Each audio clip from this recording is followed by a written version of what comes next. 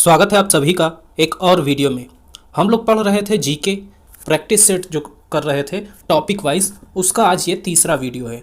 तो पहले वीडियो में हमने पढ़ा था हड़प्पा या सिंधु सभ्यता के जितने भी ऑब्जेक्टिव क्वेश्चन बन सकते थे, तो लगभग उसमें हमने सब सारे क्वेश्चन पढ़े थे।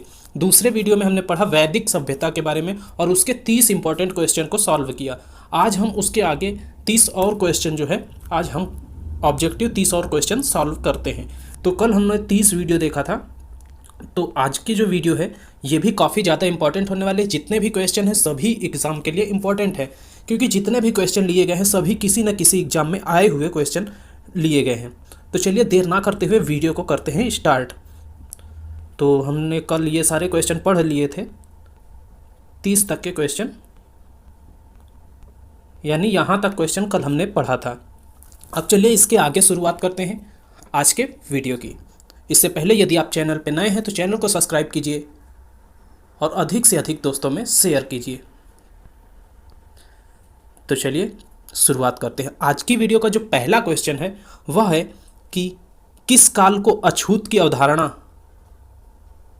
किस काल में अछूत की अवधारणा स्पष्ट रूप से उदित हुई, यानी कि वह कौन सा काल था जब अछूत की अवधारणा जो है स्पष्ट रूप से उदित हुई। इसके लिए आपके जो विकल्प हैं, पहला है ऋग्वैदिक काल, दूसरा है उत्तर वैदिक काल में, सी विकल्प है उत्तर गुप्त काल में और डी है धर्मशास्त्र काल में। तो इस क्वेश्चन का जो सही जवाब होगा वो होगा आपका विकल्प डी, धर्मशास्त्र काल में।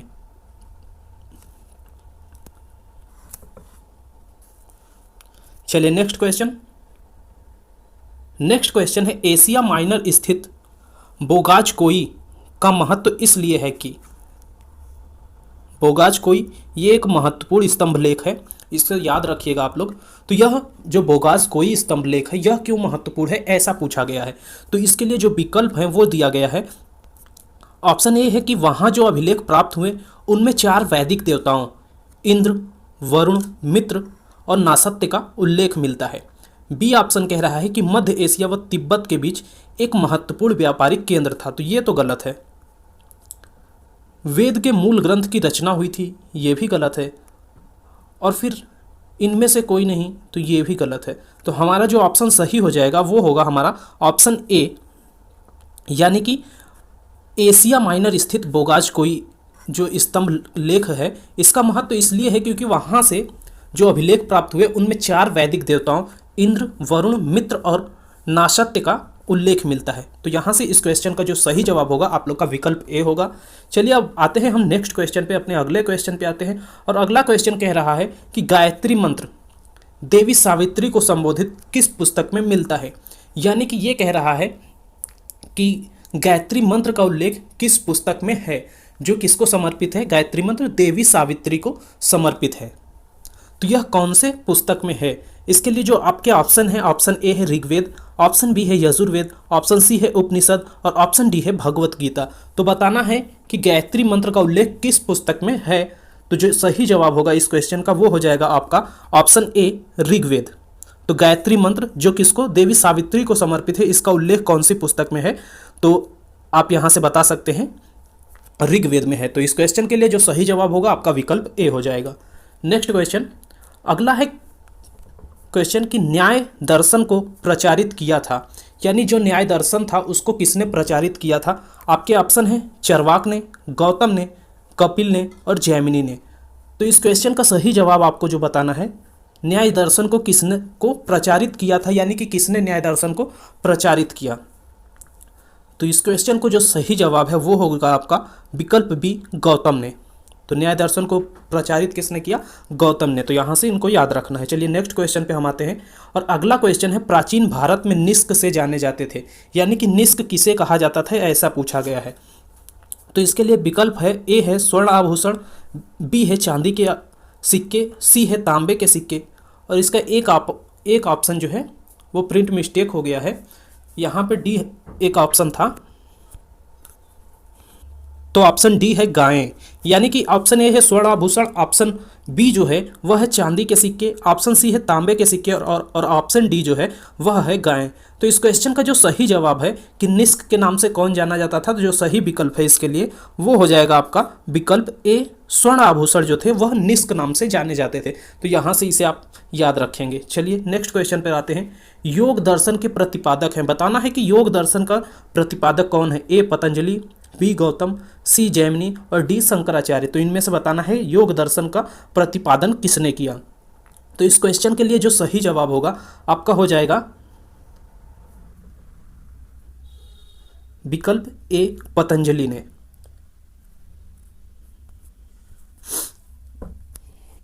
तो यहां से आप लोग इसे याद रखेंगे, योग दर्शन का प्रतिपादन किसने किया, तो पतंजलि ने किया।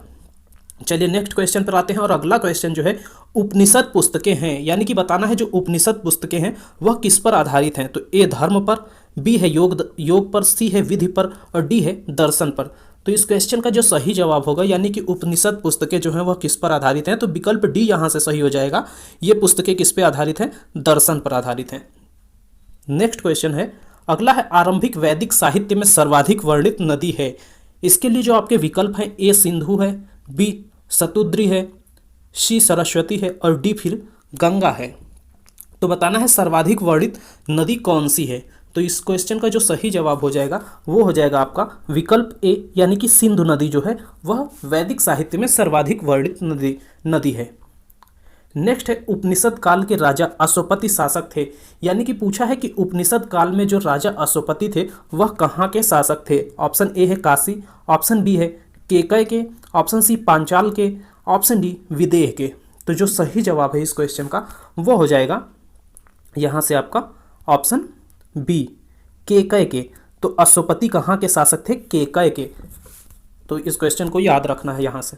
नेक्स्ट क्वेश्चन पर हम आते हैं। और अगला क्वेश्चन जो है, अगला क्वेश्चन कह रहा है कि अध्यात्म ज्ञान के विषय में नचिकेता और यम का संवाद किस उपनिषद से प्राप्त होता है। ऑप्शन ए है बृहदारण्य उपनिषद में, ऑप्शन बी है छांदोग्य उपनिषद में, ऑप्शन सी है कठोपनिषद में और ऑप्शन डी है केन उपनिषद में। तो जो इस क्वेश्चन का जो सही जवाब होगा वो होगा आपका ऑप्शन सी, कठोपनिषद में। तो यहाँ से आप याद रखेंगे कि नचिकेता और यम का संवाद किस उपनिषद से प्राप्त होता है, तो कठोप उपनिषद से।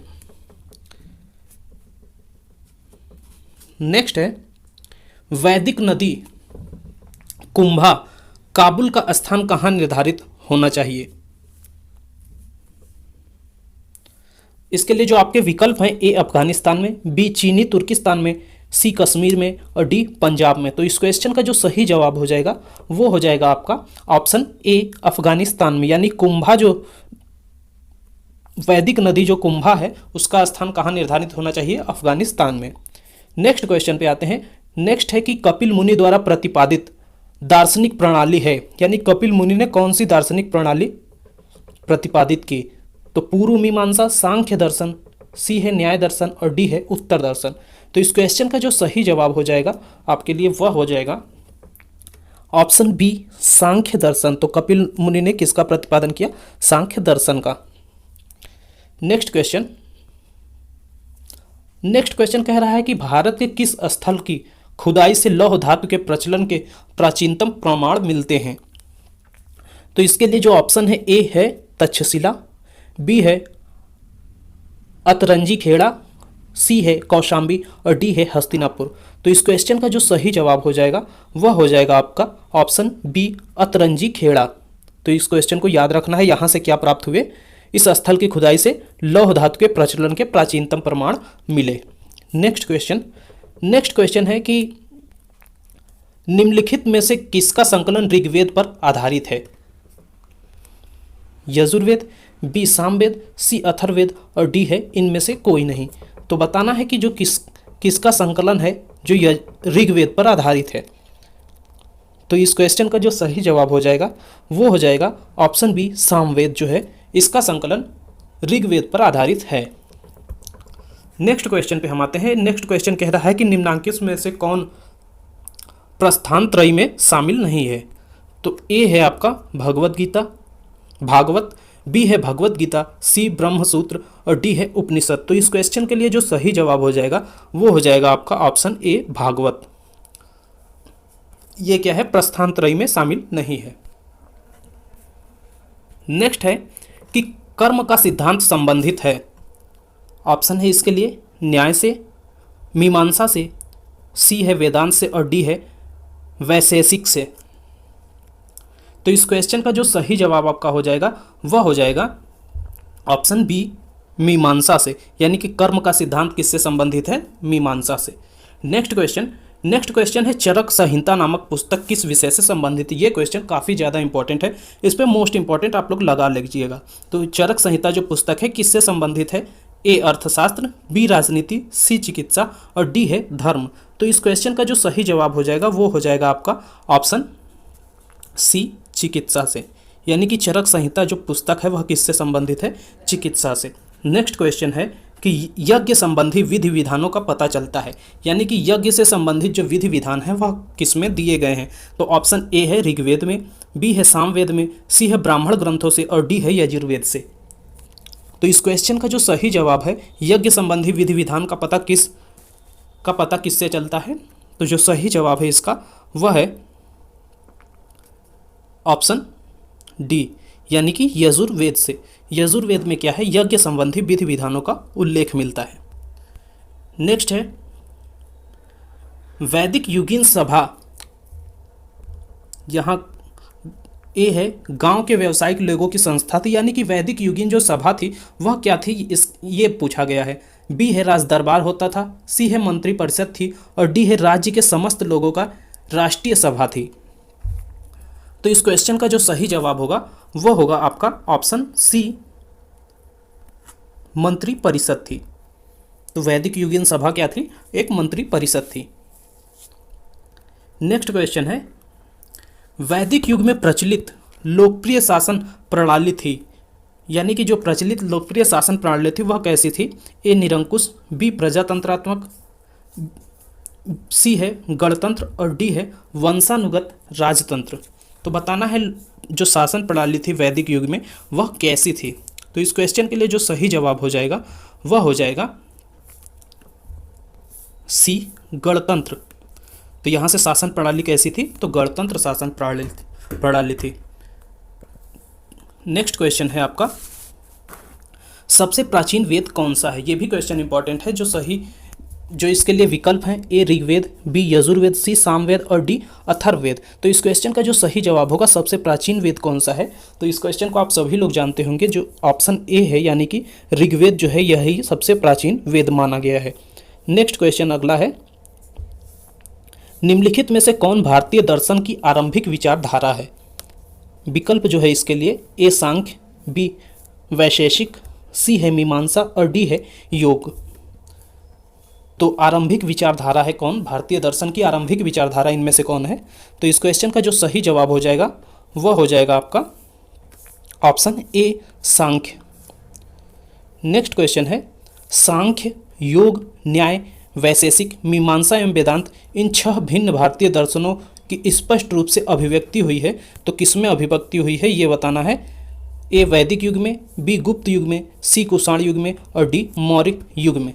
तो जो इस क्वेश्चन का सही जवाब है वह है ऑप्शन ए वैदिक युग में, यानी कि ये 6 जो भारतीय दर्शन है इनकी स्पष्ट अभिव्यक्ति कहाँ हुई है, वैदिक युग में हुई है।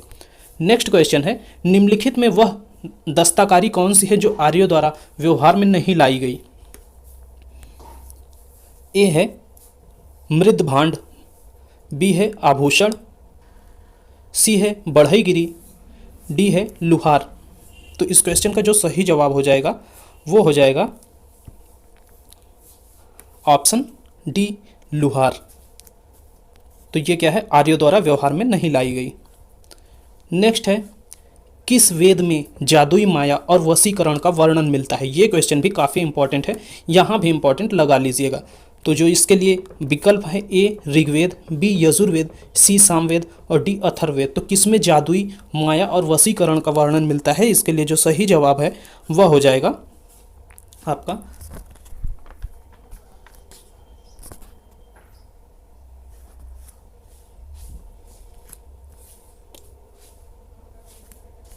ऑप्शन जो है ऑप्शन डी हो जाएगा अथर्ववेद। तो अथर्ववेद में जादुई माया और वशीकरण का वर्णन मिलता है, यानी कि ऑप्शन डी इस क्वेश्चन के लिए सही हो जाएगा। नेक्स्ट है आर्य शब्द इंगित करता है, यानी कि जो आर्य शब्द है यह क्या इंगित करता है। तो इसके लिए जो विकल्प है ए निर्जाति समूह को, बी यायावरीजन को, सी भाषा समूह को और डी श्रेष्ठ वंश को। तो आर्य शब्द क्या इंगित करता है, तो इस क्वेश्चन का जो सही जवाब है वह है ऑप्शन आपका डी ऑप्शन जो है वह सही हो जाएगा, श्रेष्ठ वंश को आर्य शब्द इंगित करता है। नेक्स्ट है ऋग्वेद में कुल कितने मंडल हैं, 7, 8, 9 या फिर 10। तो इस क्वेश्चन का जो सही जवाब हो जाएगा वह हो जाएगा आपका यहाँ से ऑप्शन डी 10 मंडल। नेक्स्ट है आर्य भारत में संभवतः आए। तो जो विकल्प है इसके लिए ए यूरोप से, बी मध्य एशिया से, सी पूर्वी एशिया से और डी अन्य क्षेत्र से। तो इस क्वेश्चन का जो सही जवाब हो जाएगा कि आर्य भारत में संभवतः कहाँ से आए, तो इसके लिए आपका ऑप्शन बी जो है वह सही हो जाएगा, मध्य एशिया से, यानी आर्य भारत में कहाँ से आए, मध्य एशिया से। नेक्स्ट है कौन सा वेद अंशतः गद्य रूप में भी रचित है। ऑप्शन जो है इसके लिए ऋग्वेद, यजुर्वेद, ऑप्शन सी है सामवेद, ऑप्शन डी है अथर्ववेद। तो बताना है कौन सा वेद है जो अंशतः गद्य रूप में भी रचित है। तो इस क्वेश्चन के लिए जो सही जवाब हो जाएगा वह हो जाएगा ऑप्शन आपका बी, यजुर्वेद जो है यह गद्य रूप में भी रचित है। तो यहाँ से इस क्वेश्चन को याद रखना है, यह भी क्वेश्चन काफ़ी इंपॉर्टेंट है। और नेक्स्ट क्वेश्चन आप पे आते हैं। नेक्स्ट क्वेश्चन है सभा और समिति प्रजापति की 2 पुत्रियां थीं का उल्लेख किस वेद में मिलता है। यानी कि सभा और समिति जो थी वह प्रजापति की 2 पुत्रियां थी, इसका उल्लेख कौन से वेद में मिलता है। तो विकल्प है ए ऋग्वेद में, बी है यजुर्वेद में, सी है सामवेद में और डी है अथर्ववेद में। तो इसका वर्णन जो मिलता है वह मिलता है, इसके लिए जो सही जवाब हो जाएगा आपका ऑप्शन डी जो है अथर्ववेद। तो इसमें क्या वर्णन मिलता है कि सभा और समिति जो थी प्रजापति की 2 पुत्रियां थीं। तो इस प्रकार इस वीडियो में आज जितने भी क्वेश्चन हमने पढ़े सभी किसी न किसी एग्जाम के लिए महत्वपूर्ण थे। तो इस वजह से ये सारे क्वेश्चन आपके लिए भी इंपॉर्टेंट हो जाते हैं। तो वीडियो को लास्ट तक जरूर देखा कीजिए। आपको वीडियो यदि पसंद आया तो वीडियो को लाइक कीजिए, चैनल पर नए हैं तो चैनल को सब्सक्राइब कीजिए और अधिक से अधिक दोस्तों में शेयर कीजिए ताकि उनको भी इन सारे क्वेश्चन की जानकारी हो सके। तो मिलते हैं नेक्स्ट वीडियो में कुछ और नए क्वेश्चंस के साथ, कुछ और इंपॉर्टेंट क्वेश्चन के साथ। तब तक के लिए धन्यवाद।